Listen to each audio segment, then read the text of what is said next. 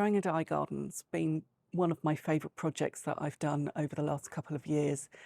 And it's not just about the actual growing, it's sort of about the alchemy of the process, that you take these sometimes not very exciting looking leaves and turn them into all sorts of wonderful colours.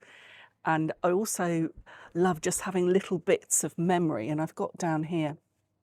So this is my cardigan that is nearly finished. I'm just, oh, hang on, you can't see it. So it's nearly finished. It's just got, I'm doing the buttonholes there. But each one of these stripes sort of feels like a little memory of a project I've done. So one of my favourite stripes is the blue, and that's the woad. And that is coming soon. But today I'm actually going to be dyeing with the Dyer's Chamomile. And Dyer's Chamomile is a herb. It likes a free draining but fertile soil. It's fairly short-lived, so you probably get sort of 4 or 5 years out of it. And you can use the flowers and you can use the whole plant. And today I'm going to use the flowers, and they are best harvested as they are starting to go over.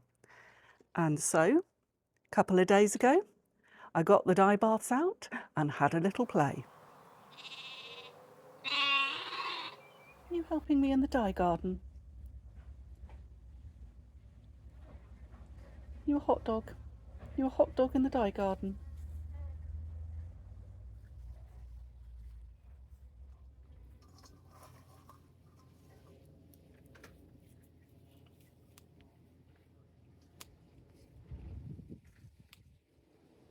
So it sort of looks like sunshine in a bowl, doesn't it? Gorgeous. Now you can dye with the whole plant, but today I'm just going to use the flowers.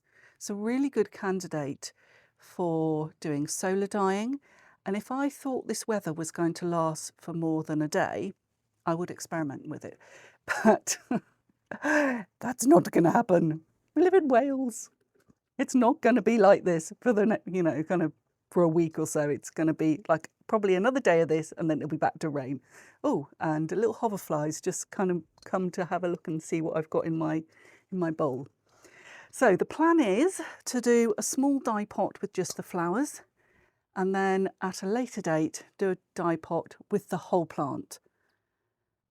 I'm going to weigh these because then I will know how much fibre and fabric I can put with it. Probably not very much, because obviously flowers are quite light, and you do generally kind of take the weight of whatever you're dyeing, but in this case I'm going to weigh these because this is what I've got a limited amount of. I could dry them, they do dry very well. I could sort of dry them and save them, but today I'm desperate to just see what colour we get. I mean, it's going to be yellow, obviously, but just sort of what sort of yellow. Anyway, right, let's turn the camera around and see how many grams of loveliness we have. So I've zeroed my scales, and let's just see. Okay, 86. I think I'm going to go and see if there are a few more flowers so I can get it to 100 grams, because that makes the maths much easier. So I've literally just got 100 grams, and I'm going to add rainwater and just enough to sort of cover them. So it's not going to be very much. So the next stage is that is going to go onto the stove and just bring it to just simmering point. If you boil things like flowers, then you lose the colour, so it's just got to be barely there. I mean, probably 80 degrees C is going to be absolutely fine. Hold it there for about an hour, turn it off, and then leave it for minimum 24 hours, ideally 48, because the colour's really going to develop then. Now, between then and now, I'm going to mordant my wool, so I'm going to pre-treat it so it takes up the colour better and makes the colour faster and brighter. And I'm going to use alum. I have a PDF that you can download for free when you sign up for my newsletter, and I will leave the link for that in the description. I also have a video on the whole process and a whole sort of playlist on natural dyeing and how to mordant your wool, so I will leave those in the description as well. Right, Next stage, put these on the stove, and I'll see you when we're sort of at the various different bits. You just see the dog running back and forwards like a lunatic. She's convinced there's something in the hedge behind the fence, and she will not leave it alone. Anyway, right, I digress, as I often do. Right, okay, let's go and put this on the stove, and I'll see you at the next stage. So through the magic of editing is the following day. It's another scorcher, but last night I put the fibre that I wanted to dye into the mordant. I used alum sulphate and I did a cold mordant. And to make the sums easy, I took 100 grams of yarn and fibre to 10 grams of alum sulphate. I dissolved the alum sulphate in hot water, added it to a big deep thing of cold water, and as just making sure that it wasn't too hot so I wasn't going to felt my wool. I then added my wool and left it overnight. Now I'm actually not going to dye that full 100 grams because we've only got a little bit of dye. So I had 20 grams of lovely bit of cashgora that I'd spun, and I just had a little fabric scrap of cotton that I had mordanted in alum acetate, which is a different process from mordanting wool. And we've done a slightly different process. So I brought those flowers up to simmering point, turned it off and just held them overnight. And then I've just added the fibre and fabric. I tried to record it and managed actually not to do it, which, you know, I'm blaming the heat. Anyway, I'm going to turn the camera around and show you what it looks like now. So as you can see, I've actually left the flowers in, and you don't normally do that when you're hot dyeing. You would normally take the flowers out, but as I had so few, I wanted to make sure I was getting a really strong dye, and you can see that the dye has been taken up already by the fibre and fabric. It's really warm, so I'm quite tempted just to leave it for a day and actually see how much dye adheres to the fibres without heat.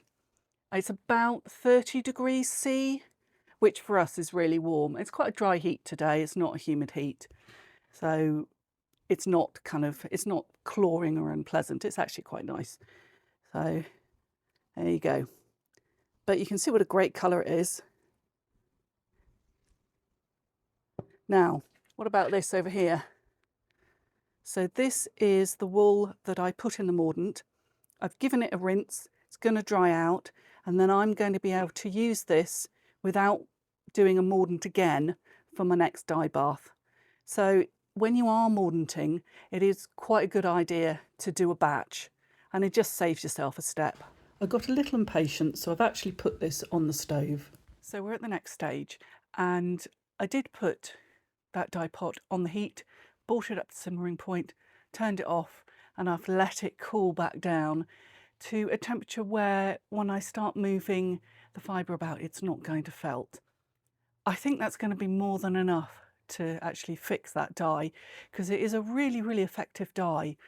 And I'm going to take it out, give it a rinse, let it dry, and then I'm going to compare it to the other yellow dyes that I've created from garden plants, from forage plants that I still have in the stash. I mean, I've used a fair few of them, but I've still got a few that I haven't used, so I'll show you what they look like.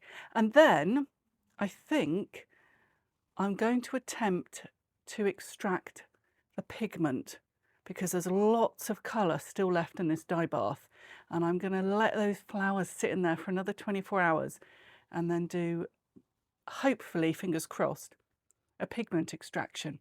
But I think that's a whole other video. Anyway, right, let's have a look and see what this looks like. So it's all looking slightly darker because I'm in the shade, but you can really see how yellow that is.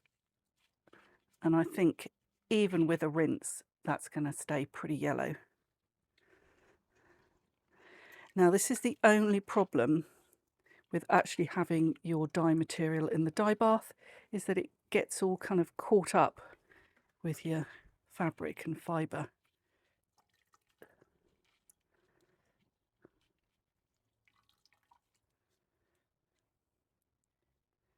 Right, going to give that a rinse. Ta-da! So, all dry. And I think I'm calling this English Mustard Yellow. It's a really fab colour. I'm really excited to do some more experiments and actually use the whole plant. And I shall probably do a dye bath where I alter the colours with iron, just kind of shift it, because I suspect you'll get a reasonably good green. I did also say I would compare it to the other yellows that I've been experimenting with over the last couple of years, and I've got them down here. Now, I always like to show you this. This is turmeric. So turmeric does produce a nice colour, but it fades. You can see how much it fades. And so although it's tempting to use turmeric, I really don't. I don't think it's a particularly satisfactory dye because of the fading. Quite often people add it to a pomegranate dye, and that seems to help both of them. But yeah, so probably won't see me experiment with that on the channel just because I don't think the results are good enough. And that's one of the things that's really different with using with using specific dye plants, is they actually tend to be light and wash fast, or as light and wash fast as you can get a natural dye to be. So if we just look at them next to each other, you'll see the difference. Then the other one I've got here is some onion, and you can see that's much more orange. And this also demonstrates why I don't use the all-in-one method, because although this will blend together, you can see how uneven it is. This is why I like to pre-mordant, because I think you get a much better coverage. Anyway, that was a bit of an aside. So let's, again, we'll just, oh dear, compare them all together. So this is the Dyer's Rocket or Weld, and then this one is Dandelion, and I also think I topped that up with some daffodils. So they're fairly similar, but these have now been dyed for a year, and you can see they have kept their colour really nicely. So I think this one is also going to be really colour fast. So I hope you enjoyed that video, and as ever, do all the YouTube things, and I will see you really soon. Bye for now.